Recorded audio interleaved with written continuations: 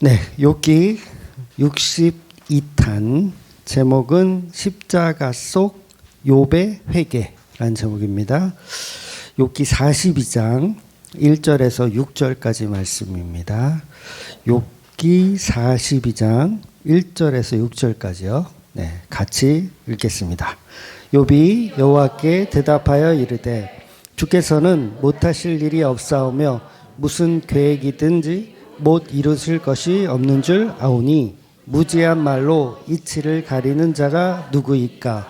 나는 깨닫지도 못한 일을 말하였고 스스로 알 수도 없고 헤아리기도 어려운 일을 말하였나이다. 내가 말하겠사오니 주는 들으시고 내가 주께 묻겠사오니 주여 내게 알게 하옵소서. 내가 주께 대하여 귀로 듣기만 하였사오나 이제는 눈으로 주를 배웠나이다. 그러므로 내가 스스로 거두어드리고 티끌과 재 가운데에서 회개하나이다. 아멘. 네, 드디어 이제 42장에 도달했습니다. 욥기는 42장까지밖에 없어요. 이제 한 장 남았어요. 한 장 남았는데 오늘 포함해서 3주 정도 그렇게 아마 보면 끝이 날 것 같아요. 모든 성경은 십자가로 풀린다. 누가 한 말이죠? 네, 제가 한 말이에요. 그러니까 성경에서 어떤 문제가 나온다면 그에 대한 답은 뭐예요? 십자가. 그렇죠. 그래서 모든 성경은 십자가로 풀린다. 그래서 성경에는 정말 알 수 없는 의문점들이 많아요. 성경을 읽다 보면 왜 이렇게 했을까? 창세기만 보더라도 도대체 왜 하나님은 에덴 동산의 선악과를 만드셨을까? 의문이잖아요. 왜 만들어졌을까? 근데 답은 뭐예요? 십자가 얘기하려고. 십자가 얘기하려고. 아니 에덴 동산에 마귀가 뱀이 이제 마귀죠. 마귀가 그 거룩한 에덴 동산에 막 돌아다녀. 피조물을 막 유혹해. 왜 유혹할까요? 십자가에 관한 이야기를 하려고. 결론은 전부 다 십자가. 그래서 모든 성경은 십자가로 풀린다. 누가 한 말이라고요? 이 특허를 내야 되는데 이거. 제가 한 말이 아니라 성경이 이미 그 얘기를 하고 있다는 거죠. 그래서 사람들은 선악과라는 그 에덴 동산의 그 나무를, 선악과라는 과일을 사람들은 저주로 본다고요. 다 저주로 봐요. 왜 이렇게 더럽고 독약 발라놓은 이 더러운 걸 왜 여기다 놨을까라고 하는데, 동산 중앙에 있다라는 건 그것이 보기 좋은 곳, 누구나 볼 수 있는 곳에 있다는 거예요. 그래서 하나님은 그 선악과를 통해서 내가 너희를 이만큼 사랑한다라는 사랑의 증표로 사실은 선악과를 둔 건데, 우리는 그걸 뭘로 본다? 저주로 보더라는 거죠. 그러니까 골고다 언덕에 저주스러운 십자가가 섰어요. 사람들은 그 십자가를 보면서 저주, 욕하고 침뱉고 더럽다고 하는데, 그건 뭐예요? 우리를 사랑하시는 하나님의 큰 사랑을 표현하고 있는 건데, 우리는 그거를 못 알아보더라는 거예요. 그래서 사실 하나님의 사랑의 결정판은 선악과이면서 그 선악과는 곧 십자가를 말하더라는 거죠. 그래서 선악과도 십자가, 전부 그 십자가는 예수 그리스도에 관한 이야기를 하더라는 거예요. 그래서 이 기나긴 욥기의 결론, 그 뭐예요? 십자가예요. 기나긴 42장까지 온 그 기나긴 욥기의 결론이 십자가라는 거예요. 그래서 욥기 강해는 목사님들이 잘 안 하거든요. 왜냐하면 욥기 내용 자체가 할 게 없어요. 계속 이렇게 친구들하고 대화하는 내용, 할 거 없거든요. 뭐 네가 옳으니 내가 옳으니 계속 이야기하고, 또 그 이후에도 뭐 리워야단이 어떻고 뭐 낙타가 어떻고 타조가 어떻고 뭐 이런 얘기. 이걸 어떻게 설교를 할 거야? 그러니까 이 42장 자체가 굉장히 지겨운 내용들이에요. 지겨운 내용들. 그런데 그 내용 자체가 결론이 다 십자가로 끝나더라는 거예요. 그래서 욥과 하나님의 이야기가 이제 대화가 이제 끝났어요. 이제 42장이 하나님의 마지막 대사예요. 하나님 마지막 대사. 그러니까 욥하고 하는 마지막 대사. 그리고 다음 주에는 이제 하나님이 친구들에게, 욥의 친구들에게 하는 대사가 나오죠. 그러니까 욥하고 하는 대사는 오늘 이 마지막. 그래서 지난주까지 하나님이 폭풍 가운데 나타나셔서 막 설명을 하셨어요. 뭘 설명했어요? 리워야단에 관해서 설명했어요. 어쩌면 지난주 본문이 욥기에서 굉장한 클라이막스예요. 클라이막스. 그래서 오늘부터는 이제 욥기를 정리하면서 복음의 결론이 십자가로 나는 내용에 관해서 이제 42장이 이렇게 마무리를 하고 있습니다. 그래서 그동안은 욥은 자기 자신이 굉장히 믿음이 굉장히 좋은 사람이라고 생각했어요. 누구보다 하나님을 잘 믿고 충성할 수 있고 또 그렇게 했던 사람으로 생각하죠. 그러니까 아마 저와 여러분도 다 그런 생각을 갖지 않았어요? 나는 하나님께 이만하면 잘하지 않았을까? 나는 욥처럼 믿음이 좋다. 그렇게 생각 안 하셨어요? 저는 고3 때 이교도들에게 순교하는 게 꿈이었다 그랬잖아요. 멋지지 않아요? 네. 그러니까 이게 뭐예요? 나는 믿음이 엄청 좋은 거잖아. 엄청 좋다. 그리고 이걸 막 자랑으로 삼았던. 그러니까 욥이 1장, 2장에서 갖고 있었던 그 믿음하고 어때요? 비슷해요? 안 비슷해요? 비슷하죠. 나는 이교도들에게 죽을 것이다. 뭐 하다가 복음 전하다가 저 역시 그런 충성심, 믿음 이런 게 굉장히 엄청난 그런 사람이라고 생각을 했었고 본문의 욥도 그런 삶을 살았다는 거죠. 그래서 욥은 자기 재산을 하나님이 전부 가져가셨을 때에도 사랑하는 자녀들이 다 죽어서 그 영혼을 하나님이 전부 데려가실 때에도 욥은 흔들림이 없었어요. 제가 고3 때 만약에 무슨 나쁜 일이 있어가지고 우리 가족을 다 데려가셨다. 엄마도 다 데려가고 아버지도 다 데려가고 내가 고3인데 고아가 됐어. 그리고 형제도 다 죽었어. 그러면 저는 어땠을까요? 흔들림이 없이 난 순교할 거야. 그래서 그랬을 거예요. 그러니까 그게 바로 욥이 지금 1장 2장에서 했었던 그 모습이라는 거죠. 그래서 주신 분도 하나님이요 가져가신 분도 하나님이라는 고백을 하더라는 거예요. 자기 자식 10명이 죽었는데 그렇게 고백을 하더라는 거예요. 또 자기 아내가 자기를 저주하면서 하나님을 저주하고 너는 나가 죽어라 이렇게 얘기하는데도 욥은 뭐라 그러냐면 우리가 하나님께 복을 받았으니 화를 받는 것도 당연한 것이 아니냐 이렇게 얘기하더라는 거예요. 그러면서 욥은 입술로 범죄하지 아니하였더라 이렇게 말씀이 기록하더라는 거죠. 그런데 욥이 이렇게 율법적으로 자기 믿음을 지킬 수 있었던 이유가 뭔지 아세요? 욥이 1장 2장에서 자기 믿음을 지킬 수 있었던 믿음. 제가 고3 때 부모님이 다 돌아가셨는데도 내 믿음을 끝까지 지킬 수 있었던 이유 뭐냐면 하나님이 나와 함께 하신다는 믿음이에요. 하나님이 나와 함께 하신다는 믿음. 교회 다니는 사람들은 다 하나님이 나와 함께 한다고 생각해요. 이거 부정하는 사람 없습니다. 그런데 복음은 놀랍게도 하나님이 나와 함께 하시지 않는 것을 경험하는 거예요. 그걸 십자가라고 합니다. 하나님 나와 늘 함께 있어. 그래서 나의 충실한 고3을 보내. 왜? 하나님 나와 함께 하시거든. 욥이 자식이 다 죽고 마누라가 저주해도 뭐예요? 욥은 하나님이 함께 하시기 때문에 그 충성심을 그대로 유지할 수 있다고요. 그런데 그게 십자가가 없는 믿음이라는 거예요. 십자가가 부재된 믿음. 그래서 욥은 처음에는 하나님이 나와 함께 하신다고 십자가 없는 믿음, 율법적인 믿음에서 출발하여 시간이 지날수록 뭘 경험하는 거냐면 십자가를 경험하는 거예요. 십자가는 뭐예요? 하나님이 나와 함께 하지 않는 거. 하나님 나를 버리시는 거. 하나님은 나를 완전히 지옥의 구렁텅이로 밀어 넣으시는 거. 아무도 도와주지 않는 곳에 가는 거. 그래서 외롭게 십자가를 경험하는 게 욥이라는 거예요. 그래서 그 십자가를 경험하고 났더니 그 이전에 가졌던 믿음은 전부 가짜였음이 드러나는 거예요. 어쩌면 저와 여러분 중에서도 지금도 하나님이 나와 함께 하신다. 물론 하나님이 함께 하시죠. 함께 안 하신다는 얘기가 아니에요.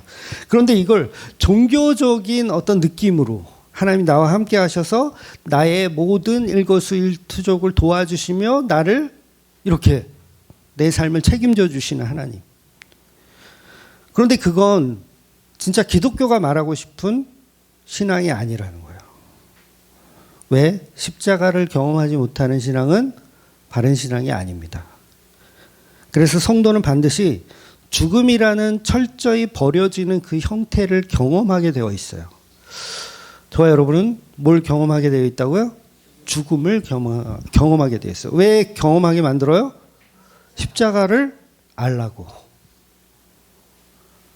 그래서 그 십자가를 통해서 하나님 나라를 봐야 되는 거예요. 우리가 죽음 앞에서 다 두렵습니다. 두렵지 않을 것 같아요? 두려워요. 두려워. 당장 누가 쳐들어와서 내 목을 딴다. 생각해 보세요. 두려워요. 좀 표현이 과했나요? 뭐 닭의 모가지도 따는데 뭘. 그래서 이 십자가는 우리 기독교에서는 굉장히 중요한 신앙의 중심이라는 거예요. 그런데 대부분의 종교는 이 십자가를 뺍니다. 십자가를 빼고 하나님이 함께 하시는 가짜 신앙으로 도배를 하죠. 그래서 십자가 없이는 구원도 없고 죄가 없이는 의도 없고 복음의 구조는 늘 그런 식이었어요. 예수님 분명히 승천하시기 전에 내가 너희와 항상 함께 하겠다는 말씀을 하셨거든요. 한번 찾아보면 마태복음 28장 19절 20절 보면 그러므로 너희는 가서 모든 족속을 제자로 삼아 아버지와 아들과 성령의 이름으로 세례를 베풀고 내가 너희에게 분부한 모든 것을 가르쳐 지키게 하라. 볼지어다 내가 세상 끝날까지 너희와 항상 함께 있으리라 하시니라. 너무 좋지 않아요? 하나님이 나와 함께 하신대. 근데 함께 하셨는데 예수님이 함께 하셨는데 제자들을 계속해서 이렇게 그 환경 속에서 도와주시던가요? 함께 하신다며. 그렇다면 제자들은 선교 여행을 할 때마다 예수님이 도와주셔서 막 이렇게 막 죽을 고비도 막 넘어가고 막 이렇게 막 누구한테 잡히지도 않고 감옥에 가려고 해도 예수님 도와주시고 막 이렇게 뭔가를 자꾸 해결해 주는 그런 모습이 보여야 할 텐데 사도행전을 아무리 읽어봐도 별로 없어요. 도와줘요? 안 도와줘? 안 도와줘. 함께 하기는 해. 근데 뭐예요? 도와준다? 안 도와준다? 안 도와줘요. 로마 병사가 제자들을 딱 보면 잡아가야 되는데 로마 병사의 눈을 딱 멀게 하셔가지고 이렇게 안 보이게 이렇게 하고 유대인이 막 스데반을 돌로 치려고 할 때 그 돌이 막 날아오는 게 막 이렇게 슉 피해가 누가 지켜주시니까 예수님이 지켜주시니까 스데반에게 돌이 안 가고 이렇게 슉 피해가 이런 경험을 해야 아 예수님이 우리와 함께 하시는 게 맞구나 이렇게 생각을 할 텐데 제자들의 삶을 보면 전혀 아니더라는 거예요. 고난 다와 핍박 다와 예수님 돕지 않는 것 같아요. 오히려 침묵하시는 예수님이 더 보여지더라는 거예요. 예수님이 함께 하시는데 왜 사도 야고보는 제일 먼저 순교를 해요? 야고보가 제일 먼저 순교하거든요. 맞나요? 맞을 거예요. 야고보가 제일 먼저 순교. 별로 한 것도 없어요. 시간상으로 보면 야고보는 다른 친구들은 이렇게 세계 전도 여행도 하고 막 그러는데 야고보는 뭐 할 것도 없는데 그냥 순교해 버렸어. 아니 설교를 그렇게 잘하시던 스데반 집사를 예수님이 좀 이렇게 좀 목사 안수도 주고 그래서 너는 집사 하기에는 좀 아깝다. 목사 안수 받고 너는 좀 이렇게 사도 바울도 이렇게 제자로 키우고 어떤 그런 역사적 인물로 충분히 스데반 집사를 이렇게 함께 하셔서 이렇게 쓰실 만도 한데 스데반 집사는 그냥 설교 한 번 하고 돌 맞아서 죽었어요. 아니 예수님이 함께 하시는 거 맞냐고요. 그런 말을 하지를 말든가. 내가 너희와 항상 함께 하리라. 개뿔 함께 하기는 돌이 다 날아가지고 쳐맞아 죽는데. 그러니까 예수님이 말씀하신 내가 너희와 항상 함께 있으리라는 의미는 율법적인 의미로 받아들여서는 안 된다는 거죠. 종교적인 의미 또한 아니라는 거죠. 지금도 많은 교인들은 예수님이 나와 함께 하셔서 내 문제를 해결해 주는 어떤 샤머니즘적인 우상으로 예수님을 만들어가고 있는 것뿐이에요. 실제로 예수님은 우리와 함께 하시지만 함께 하시는 예수님은 우리에게 뭘 가르쳐주고 계시냐면 십자가라는 그 예수님이 지신 고난에 관해서 그리고 그 사랑에 관해서 설명하고 있다라는 거예요. 그래서 욥기는 그러한 가짜 믿음을 다 폭로해내고 있는 거예요. 욥이 가졌던 그 가짜 믿음. 주신 분도 하나님이요 가져가신 분도 하나님이요. 우리에게 복을 주셨으니 화를 받는 것도 당연한 것이다라는 그 가짜 믿음을 폭로하시는 거예요. 그래서 욥기 1장의 시작을 보면 욥이 이제 고백하기를 하나님이 나와 함께 하셔서 복을 주셨다라는 뉘앙스의 이야기들로 시작하는 거예요. 욥기 1장. 2절하고 1장 2절 3절을 보면 이렇게 표현하죠. 우리가 다 본 거지만 그에게 아들 7과 딸 셋이 태어나니라. 그 소유물은 양이 7,000마리요 낙타가 3,000마리요 소가 500결이요 암나귀가 500마리며 종도 많이 있었으니 이 사람은 동방 사람 중에서 가장 훌륭한 자라. 그러니까 여기서 말하는 가장 훌륭하다라는 건 뭐예요? 종교성이 가장 뛰어나다는 말이에요. 종교성이 가장 뛰어나다. 그러니까 하나님이 나와 함께 하셔서 나는 이렇게 복을 받았다라고 얘기하는 거예요. 1장이. 이렇게 복을 받았다. 소유물이 얼마나 늘어났는지 모른다. 엄청나게 늘어났다. 뭐 때문에? 종교라는 그 믿음 때문에 하나님이 나를 도와주셔서 이렇게 내가 부자로 살고 있다. 그런데 지금 욥에게 뭐가 없어요? 십자가가 없는 거예요. 십자가가. 그러니 율법주의자였던 욥의 친구들도 당연히 십자가 없는 종교쟁이들이죠. 그 친구들도 종교쟁이들이에요. 십자가가 없어요. 그 종교쟁이들이 욥에게 와가지고 대화를 하는데 종교성으로 보면 뛰어나죠. 양쪽 다. 욥도 뛰어나고 그 친구들도 뛰어나요. 그러니까 서로 뭘 대화한 거예요? 나의 종교성, 너의 종교성 이걸 가지고 계속 누가 종교를 더 강하게 믿음을 갖고 있느냐. 누가 19살에 순교할 때 더 깨끗하게 죽을 수 있느냐. 막 이런 거를 서로 이렇게 배틀한다 그럴까요? 이렇게 배틀. 그래서 자기의 우월성을 이렇게 자랑하는.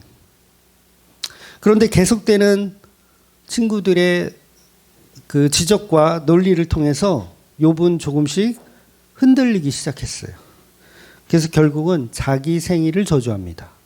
내가 태어난 것을 저주하는 거예요. 내 태어나지 말았으면 차라리 좋았겠다 이러면서. 그러니까 하나님께서 왜 나를 이런 고통 속에 밀어 넣으시는지 그 이유가 계속해서 궁금해하는 거예요. 그런데 그 궁금증의 끝엔 뭐가 있냐면 바로 십자가라는 개념이 있다는 거죠. 그래서 욥은 1장과 2장에서 자기 믿음을 잘 지켜낸 것 같지만 그것은 거짓 믿음이었고 속임수였으며 종교적인 우월성을 가졌던 거예요. 그것이 바로 십자가가 없는 복음을 갖고 있었던 거죠. 그래서 십자가 없는 믿음은 본인이 하나님 자리에 있다고 생각하는 거예요. 본인이 하나님 자리. 그러니까 내가 순교도 할 수 있다라는 이야기를 할 수 있는 거예요. 하나님의 자리에 내가 있거든. 이게 선악과 먹는 일이에요. 선악과 먹는 일. 즉 본문에서 욥이 독자들에게 보여줘야 할 것은 오직 십자가에 죽으시는 예수님을 드러내는 게 목적이거든요. 욥의 목적은 예수님을 드러내는 거. 그런데 욥은 그 복음의 비밀을 모르기 때문에 예수님이 없는 하나님이 나와 함께 하시는 그 욥을 계속 표현해 나가고 있는 거예요. 그래서 저주가 임하니까 갑자기 욥의 신앙이 어떻게 되냐면 흔들리기 시작하는 거죠. 그러니까 우리의 신앙이 아무리 우월해도 십자가가 개입하는 순간 뭐가 되냐면 이게 다 흔들리기 시작하는 거야. 아, 흔들리는구나. 내 믿음이 가짜로 폭로당하는 거예요. 교회를 가면 처음에 이제 목사들이 거짓말 많이 하거든요. 저도 거짓말을 하지만 거짓말 많이 해요. 무슨 거짓말을 대표적으로 하냐면 하나님은 당신을 사랑하십니다 부터 시작해서 거짓말을 계속 하나님은 당신과 함께 하셔서 당신의 일거수일투족을 다 지켜보고 계시고 당신은 뭐 어디를 가나 복을 받고 들어가도 복을 받고 나가도 복을 받고 당신의 떡반죽 그릇은 항상 차고 넘치고 양식이 떨어지지 않게 하실 것이다. 그러니 주일 성수와 11조부터 가르치는 거예요. 그거 잘하면 어떻게 된다? 복의 복을 하나님이 함께 하셔서 복의 복을 받는다. 그러니까 종교인 만들기를 막 하는 거죠. 그런데 목사들 말처럼 되던가요, 여러분? 네. 주일 성수를 그렇게 잘해도 사고가 끊이질 않아. 11조를 정성스럽게 다 냈는데 통장의 잔고는 늘 바닥이야. 저만 그런 거 아니죠? 그러니까 어떻게 인간들은 그때부터 불평하기 시작하는 거예요. 교인들은 이제 불평하기 시작하는 거예요. 그래서 욥도 재산도 가족도 다 잃고 건강까지 잃고 나서야 결국 뭐 하기 시작하냐면 욥이 자기 자신을 불평하기 시작하는 거예요. 그러니까 하나님이 없네 요거예요. 욥이 어디까지 갔다고요? 하나님이 없네. 동쪽을 바라봐도 하나님이 없고 서쪽을 바라봐도 하나님이 없고 북쪽을 바라봐도 없고 땅 밑을 봐도 없고 어딜 봐도 누가 없다? 하나님이 없어요. 그러니까 하나님이 나와 함께 하신다라는 그 종교성이 어떻게 되고 있는 거예요? 거꾸로 부셔지고 있는 거예요. 하나님이 없구나. 나와 함께 하지 않는구나. 그러니까 욥이 갖고 있었던 알량한 종교성들이 하나씩 무너지기 시작하는 거예요. 그래서 십자가 없는 종교성이 십자가로 무너지고 있는 거예요. 그래서 이번 본문에서 십자가가 없었던 자기 종교성을 놓고 모든 것을 이제 본문에서 토해내는 거예요. 이걸 회개라고 하죠. 토해내는 거예요. 그래서 즉 욥이 회개하는 이 내용 속에는 하나님은 욥처럼 죄를 짓지 않는 착한 사람들도 얼마든지 고통을 당하게 할 권리를 갖고 계시다는 것을 알아가는 거예요. 하나님은 누구에게나 십자가를 주실 수 있더라는 거죠. 자기 아들에게도 십자가를 주시는 분인데 우리에게 안 주시겠어요? 그러니까 성도가 아무리 착하게 살아도 결국은 뭘 주세요? 십자가 주시더라는 거예요. 짜증이 나야 돼요. 여러분이 성도라면 뭘 준다고요? 십자가 준대. 아이씨, 싫어. 왜냐하면 십자가 없는 그리스도인은 존재할 수 없기 때문에 그래요. 십자가 없다면 욥 또한 예수님의 예표가 될 수가 없어요. 저의 여러분의 인생에도 십자가가 없으면 그리스도의 신부될 자격이 없습니다. 그러니까 오늘 욥이 회개하는 죄의 고백은 뭐냐면 사실은 본질이 따로 있거든요. 무슨 본질이냐면 예수님이 아버지를 상대로 끝까지 버림받으며 그 죽으시는 십자가의 모습을 욥이 결론으로 담고 있는 거예요. 그러니까 욥이 당하고 있는 이 모습이 바로 예수님의 모습이라는 거죠. 그리고 다음 주에 보면 이제 그 욥 앞에서 거짓말로 계속 토론했던 그 세 친구들 있잖아요. 그 친구들은 복음을 훼손하려는 친구들이에요. 어떤 복음? 십자가라는 걸 훼손하려고 하는. 십자가 하나님 주시는 거 아니야. 이렇게 훼손하려고 했던 친구들. 십자가 아니야.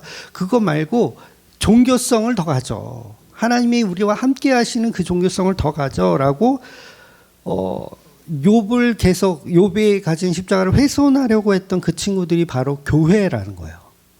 교회. 저와 여러분의 모습이라는 거죠. 그러니까 욥을 저주했던 아내도 마찬가지예요.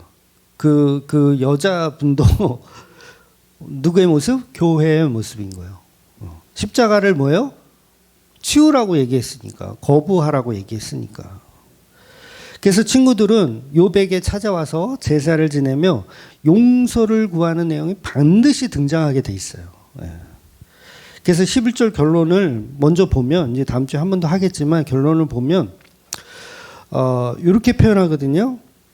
이에 그의 모든 형제와 자매와 이전에 알던 이들이 다 와서 그의 집에서 그와 함께 음식을 먹고 여호와께서 그에게 내리신 모든 재앙에 관하여 그를 위하여 슬퍼하며 위로하고 각각의 키시타 하나씩과 금고리 하나씩 주었더라.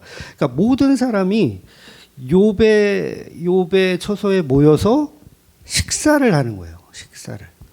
근데 제가 이 문구 때문에 욥의 아내는 도망갔다 안 도망갔다? 안 도망갔다로 보는 거예요. 왜냐하면 욥이 알고 있었던 모든 사람들이 다 어디에 모여 있어? 다 그 식탁에 모여 있다는 거예요. 그러니까 욥의 아내도 도망갔을 리가 없죠. 모든 일을 빼야 되죠. 그러면 마누라 도망갔고 마누라 말고 다른 사람들이라고 하는데 모든 사람이 모였다는 거예요. 그래서 교회가 이제 욥 앞에 모였잖아요. 그게 다 교회들이에요. 교회들이 욥 앞에 모여서 뭘 하고 있느냐면 회개를 하는 거예요. 회개. 십자가 앞에서 죽어가시는 예수 앞에서 그분을 위로하는 거.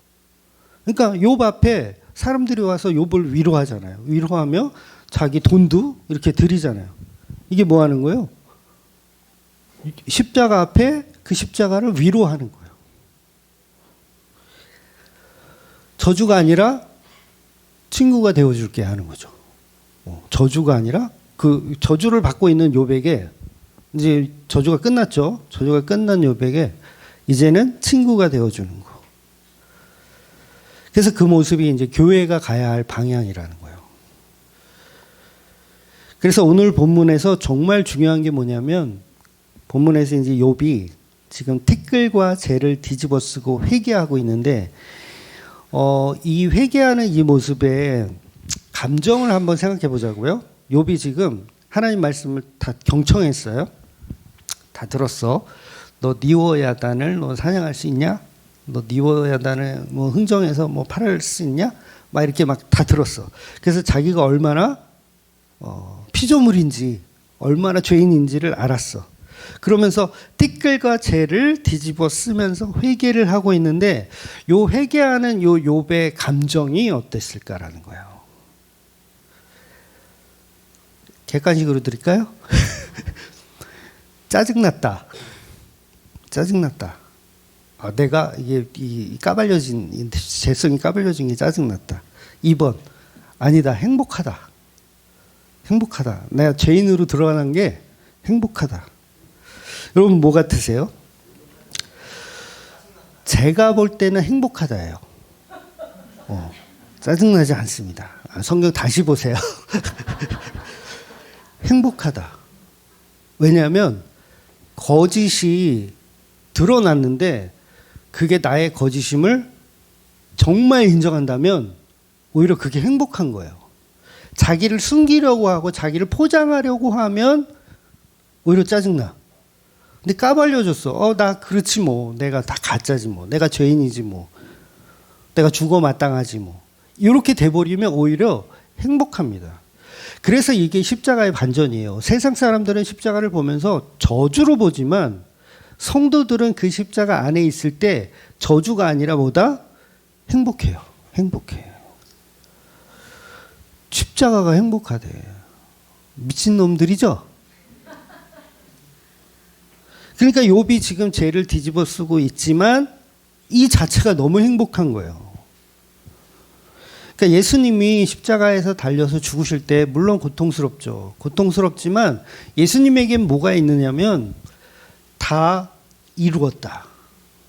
이 말씀을 하실 때 짜증나 다 이뤘어 이건가요? 아니면 정말 행복해서 다 이루었단가요? 행복한 다 이루심이에요. 그래서 다 이루었다. 아버지요, 내가 이제 할 거 다 했으니까 내 영혼을 아버지께 맡겨드립니다. 이 말씀하시고 고개를 숙이시는 거예요. 고개를 숙이시니 돌아가시는 거죠. 그렇다면 십자가는 세상 사람들에겐 저주지만 성도에게만큼은 행복이에요. 그 행복을 욥이 깨닫는 거예요. 그리고 그 친구들도 그 행복한 욥을 바라보면서 저 저주가 불행한 게 아니구나. 그래서 욥 앞에 와서 뭐예요? 그 십자가를 위로하는 거예요. 그렇다면 본문에서 욥은 과연 무엇을 회개하고 있는 것일까? 또 욥의 친구들은 무엇을 회개하고 있는 것일까? 먼저 욥은 자신이 의인이라고 치장했던 것을 회개하는 거예요. 내가 의인이라는 거. 나는 19살에 순교도 할 만큼 나 의롭고 예수님을 사랑하고 하나님이 함께 하시는 그런 존재야 라는 것을 치장했던 거를 뭐한다? 회개하는 거예요. 십자가 없는 성도는 있을 수 없구나. 그래서 의인이라는 칭함은 누가 주는 거예요? 예수님 쪽에서 주는 거예요. 하나님 쪽에서 우리에게 주는 거. 그러니까 욥 자신이 종교적인 행위를 잘해서 의인이라고 칭함을 받는 게 아니에요. 오늘날 우리 교인들도 마찬가지죠. 내가 예배 잘 드리고 내가 11조 잘 내고 내가 순교할 만큼 믿음이 있으면 자기니까 자기를 의인이라고 치장해요. 나 의인이야 이 정도면. 나 믿음 되게 좋아. 나 교회 오빠인데 나 믿음 되게 좋아. 간혹 우리 교인들도 보면 저는 교회에 처음 나와도 교회라는 곳에 아예 한 번도 다녀본 적이 없는데 처음 나와도 집사님이라고 호칭을 해드려요. 아시죠? 우리 다 집사님을 호칭해드려. 그리고 65세 이상 여자분은 권사님이라고 호칭을 해드려요. 물론 다른 교회에서 이제 권사 직분을 받으셨으면 나이가 어려도 권사님이라고 불러드리죠. 그런데 왜 이렇게 불러드릴까요? 불러줄까요? 그분을 존중해서, 이 객관식 1, 그분을 존중해서, 2, 권사라는 호칭 자체를 하찮게 여겨서,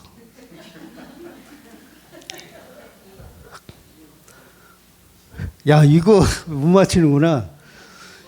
2번입니다, 2번. 저는 여러분을 존중하지 않아요.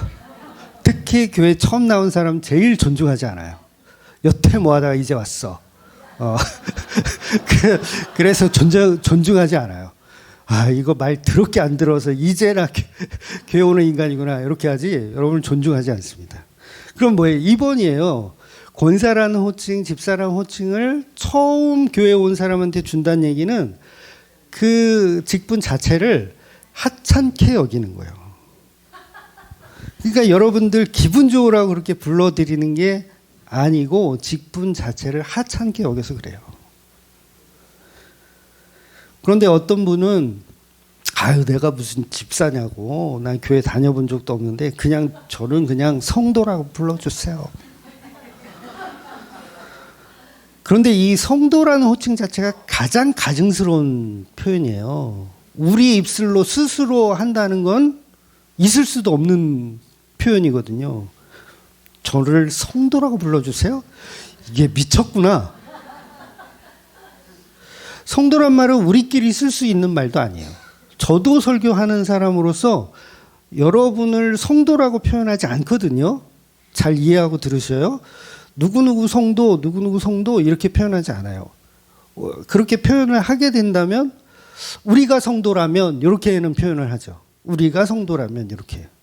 그러니까 성도라는 호칭 자체가 우리끼리 또는 제가 여러분에게 할 수 있는 표현 자체가 아니라는 거예요. 성도라는 호칭은 누가 해주는 거예요? 하나님이, 예수님이 해줘야 되는 거죠. 그래서 욥이 지금 회개하고 있는 게 뭐냐면 바로 이거예요. 나는 성도이다라는 걸 회개하는 거예요. 뭘로? 나는 성도 아니다로. 그 아니다라는 게 십자가예요. 나는 죽어 마땅한, 저주받아 마땅한 존재이다라는 걸 인식하는 게 회개이고, 그게 바로 십자가를 표현하는 거죠. 그러니까 하나님은 나와 함께 하시다가 아니라 하나님은 나를 버리셨군요. 하나님은 나를 십자가에 매다셨군요. 그러니까 이 회개를 하고 나면 어떻게 돼요? 내가 할 말이 없는 거예요. 입을 틀어막고, 야, 이씨. 헛소리 했던 거 어떻게 돼? 입을 틀어막고, 헛소리 했던 거 어떻게 다 퇴퇴퇴 취소. 종교적으로 열심히 했던 그 행위들 퇴퇴퇴 취소. 여기 아마 많을 거예요. 일천번째 하신 인간도 있죠? 찾아보면 있을 거야. 그거 어떻게 해야 돼? 퇴퇴퇴 해야 된다니까. 마치 자기가 하나님의 자녀인 양 행세했던 것들, 마치 하나님의 자녀인 양 행세했던 것들. 하나님이 나와 함께 하시고 나에게 복을 주셔야 되고, 왜? 나는 주님의 자녀니까. 이런 종교성으로 거짓부렁이를 했던 그 사칭 사기죠. 하나님을 상대로 사칭 사기를 한 그걸 회개한다고요. 욥이 지금 뭘 회개해요? 사칭 사기한 거. 나 하나님의 자녀고, 나 하나님께 사랑받을 만한 존재고, 이런 것들이 십자가로 폭로를 당하니까 그걸 회개하는 거예요. 나는 입술을 닫습니다. 거짓말쟁입니다. 욥은 친구들과 논쟁하면서도 자신의 고난은 의인이 겪어서는 안 되는 고난이라고 정의했어요. 이해가 되시죠? 욥은 자기가 의인인데 의인이 막 지금 고난을 받잖아. 그러면 이러면 안 되는 거라고 정의를 했다고요, 본인이. 근데 그 말이 얼마나 어리석은 건지를 깨닫고 있는 거예요. 그러니까 욥이 나중에 그 고난 막 친구들과 막 논쟁할 때도 보면 시종일관 나는 내가 왜 고통을 받는지 꼭 하나님께 물어보고 싶다. 그런 표현을 했어요. 그러니까 19장 26절 보면 이렇게 표현하거든요. 내 가죽이 벗김을 당한 뒤에도 내가 육체 밖에서 하나님을 보리라. 따지겠다는 거예요. 내가 가죽이 다 벗겨졌어. 나 저주받아서 나 죽었어.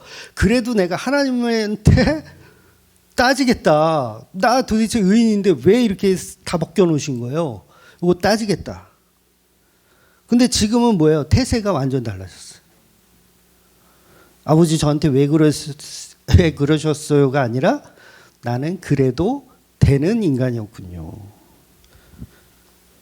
그때는 내가 의인이라고 생각했기 때문에 하나님의 고난을 받으면 안 된다고 생각했는데 지금 십자가를 경험해 보니 나는 의인이 아니었기 때문에 이런 대접을 받아도 당연한 피조물이군요.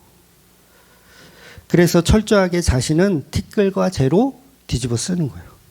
티끌과 재라는 의미는 뭐예요? 하나님께 드린 제물의 어떤 그런 찌꺼기들이잖아요. 찌꺼기들. 그러니까 자기는 흙, 티끌, 먼지, 아무것도 아닌 그들과 같다예요. 뒤집어 쓰는 거예요. 나는 뭐다? 티끌이다. 가치가 없다. 의인이라는 가치에서 하나님의 자녀라는 가치에서 어느 가치로 내려간 거예요? 티끌과 먼지의 자리로 가는 거예요. 그러니까 자신을 아브라함의 믿음, 이삭의 믿음으로 포장을 했었잖아요. 포장을 했었다고요. 아브라함이 이삭을 바쳐요. 엄청난 믿음이잖아요. 근데 자기가 그거를 흉내냈다고요. 그러니까 자기는 입다의 신앙이었는데, 이거 설교한 거예요, 다. 자기는 입다의 신앙이었는데 그 입다의 신앙을 가지고 누구의 신앙으로 둔갑시킨 거예요? 아브라함의 신앙으로 둔갑시킨 거예요. 그러니까 아브라함을 흉내내는 입다. 여러분, 입다가 먼저예요? 아브라함이 먼저예요? 아브라함이 훨씬 먼저예요. 입다는 아브라함의 사건을 알아요. 그러니까 뭐 한 거예요? 나를 반겨주는 사람을 내가 번제로 드리겠다. 요 말을 한 건 마치 자기가 아브라함과 같은 어떤 믿음이 있다고 증명하고 싶은 거예요, 자기를. 근데 하나님은 멈추어라를 안 하세요. 왜? 그건 네 신앙이 아니니까. 그러니까 입다는 이삭의 번제를 흉내내는 사람. 욥도 마찬가지죠. 아브라함의 번제 사건을 흉내내는 사람이에요. 자녀 10명을 다 데려가신 거를 주신 분도 하나님이요, 가져가신 분도 하나님이라는 그 아브라함의 믿음을 흉내내는. 그러니까 누구를 흉내내는 거예요? 결과적으로 예수님의 십자가를 자기가 흉내내는 종교성을 가지고 나도 거기에 도달할 수 있다라고 생각하는 거. 그러니까 그런 꼼수들이 전부 폭로가 되는 게 지금 욥의 42장의 시작입니다. 그래서 이제는 하나님께 왜 그러셨어요? 물어볼 가치도 없다는 걸 아는 거예요. 이미 하나님은 답하고 계셨던 겁니다. 욥은 너는 그리스도의 예표이기 때문에 고통을 당하는 건 당연한 거야. 복음적인 깨달음을 이제 얻은 거죠. 그래서 욥은 가죽옷의 모형으로 그냥 당하는 거예요. 가죽옷의 모형. 죄가 없으신 예수님을 표현하기 위한 가죽옷. 그 가죽옷을 또 욥이 표현하고 있는 거예요. 그래서 죄를 뒤집어 쓴다는 것은 나는 죄인이다. 죽어 마땅하다. 완전히 달라진 거예요. 의인의 자리에서 티끌의 자리로. 하나님이 나와 함께 하셔서 나를 도와주시는 그 자녀된 자리에서 아무것도 아닌 자리로 내려가는 거. 그래서 1장과 2장에서 했었던 그 고백들은 그때는 율법적인 신앙, 그런 잘못된 신앙에서 이제 복음적인 신앙으로 욥이 완전히 탈바꿈되어 있는 겁니다. 그래서 2장 10절에 보면 그 율법적인 신앙을 잘 지켜낸 욥에게 성경이 뭐라고 얘기했냐면 이 모든 일에 욥이 입술로 번제하지 아니하니라 이렇게 표현하거든요. 그러니까 눈에 보이는 행위로 행위적인 어떤 걸로 범죄하지 않았다. 그러니까 행위적인 범죄를 안 했다는 거고 지금 42장에 와서는 그 행위적인 것뿐만 아니고 이제는 49절의 결론으로 뭐가 나오냐면 42장 9절에 보면 이런 표현이 있어요. 여호와께서 욥을 기쁘게 받으셨더라. 욥을 기쁘게 받으셨더라. 욥을 아예 제물로 받아버리시는 거예요. 제물로. 그러니까 욥이 드디어 제물이 된 거예요. 제물. 그러니까 욥이 예수님의 예표를 완성했다 이런 표현인 거죠. 그러니까 저와 여러분이 어떤 그 알량한 신앙 고백으로 교회 가면 막 신앙 고백 많이 하라 그러잖아요. 뭐 작정도 하라 그러고, 이거 너가 고백을 해야 된다.